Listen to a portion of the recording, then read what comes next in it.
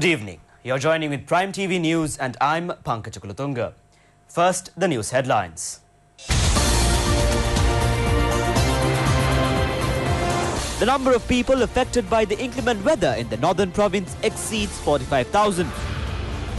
The President instructs to provide relief immediately to the victims of heavy rains and floods. Minister Sagala Ratnayaka says economy of the country could have further been strengthened if not for the political crisis. Cultivations at Galenbindunaweva area in Anuradhapura have been destroyed by a caterpillar species. The death toll climbs to more than 220 in the Indonesia tsunami.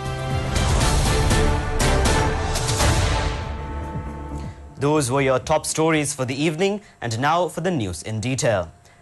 The number of people affected by inclement weather in the northern province has exceeded 45,000. The three armed forces and police have been deployed to provide relief to the people. The Disaster Management Centre says helicopters and boats have been deployed for the relief program.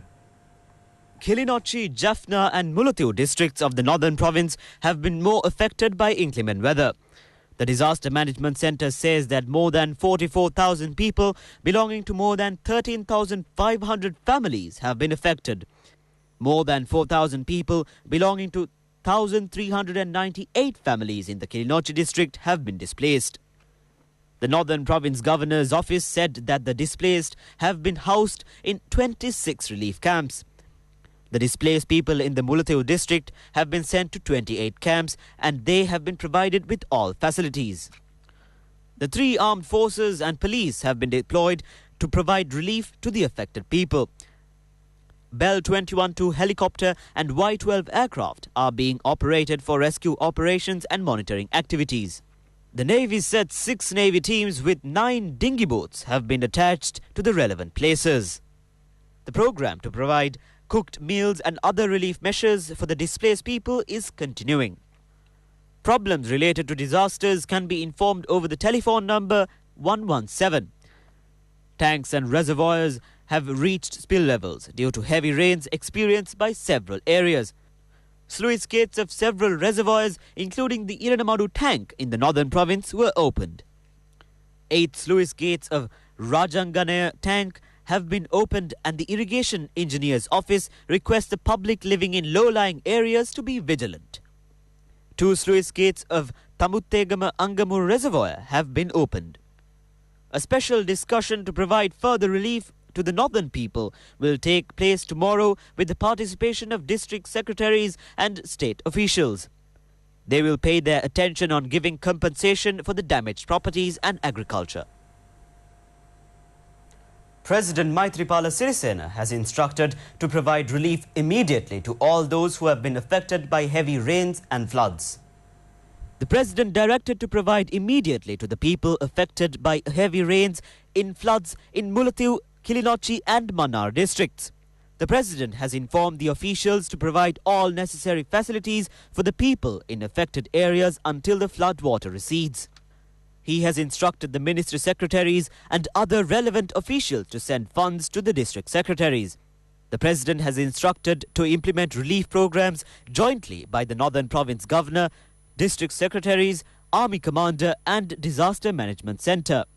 Kilinochchi, Mullaitivu and Mannar districts are experiencing floods due to heavy rains in the northern province. Sluice gates of several reservoirs, including the Iranamadu tank, were opened as they had reached spill levels. Minister Sagala Ratnayaka says the economy of the country could have been further strengthened if not for the political crisis that commenced on the 26th of October. He said this following a function organised by the people in the Mathura district to welcome him after being appointed as the Minister of Ports, Naval Affairs and Southern Development. Minister Sagala Ratnayaka said that the crisis that commenced on the 26th of October made a huge damage to the country and the people. He said that the price of fuel could have been further reduced as the economy was getting stronger. The rupee would not have been depreciated so much if not for the crisis. The development activities in the villages were disrupted. He said that the loss occurred due to a struggle by a group of people who did not have power tried to regain power. He added that the legal government will commence the development activities again. Cultivations at Galenbindunuwava area in Anuradhapura have been destroyed by a caterpillar species. The caterpillar species have destroyed more than 100 acres at Galenbindunuwava area. This species of caterpillars have spread to 44 countries, including India. Reports say that farmers are facing severe hardships due to the damages that their cultivations have received.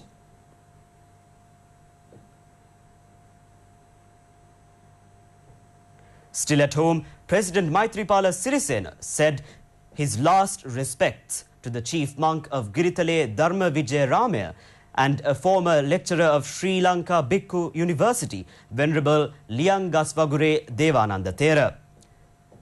The president, who went to Giritale Dharma Vijayarama, paid his last respects to Venerable Liyangasvagure Devananda Thera after he expressed his condolences to the monks in the temple and to the devotees.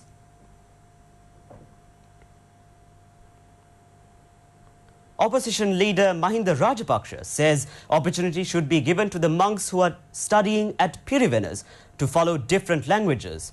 He said this during a function at Middeniya Historic Temple.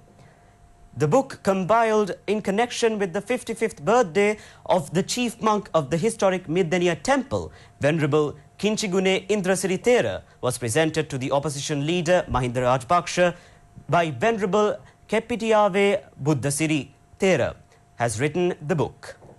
Opposition leader Mahinda Rajapaksa said that they have a right to learn other languages and it should be considered as something to be done as well. He further said that it would help not only to propagate Buddhism but also to improve Sinhala language. Lawyers of Dulanjali Premadasa say that legal action will be taken against MP Ranjit Soisa if he did not apologize to her within 7 days for making a defamatory statement about her over a television channel. MP Ranjit Soisa, while taking part in a television program, has again expressed his views on an accusation which was confirmed to be false. Dulanjali Premadasa was paid 2 million rupees as compensation after the confirmation. The lawyers point out MP Ranjit Soisa has made the false statement to damage her reputation. Therefore, they say that MP Ranjit Soisa should apologize within the next 7 days in an acceptable and a meaningful manner.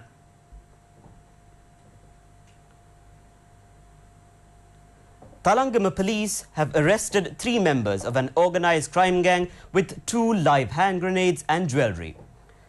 More than 15 pounds of gold stolen from businessmen in Hokandara were found. Police say that the robber gang has committed robberies earlier as well by displaying weapons. Police said that 3 suspects were arrested from from Talawatugoda and Kalalgoda areas. More than 200 grams of heroin has been seized from one of the suspects.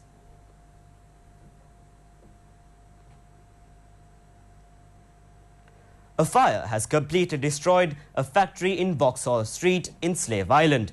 The Colombo Fire Brigade, Army, police and people in the area have doused the fire. The fire brigade and the army have taken measures to prevent the fire being spread to surrounding buildings. The cause of the fire has not yet been found.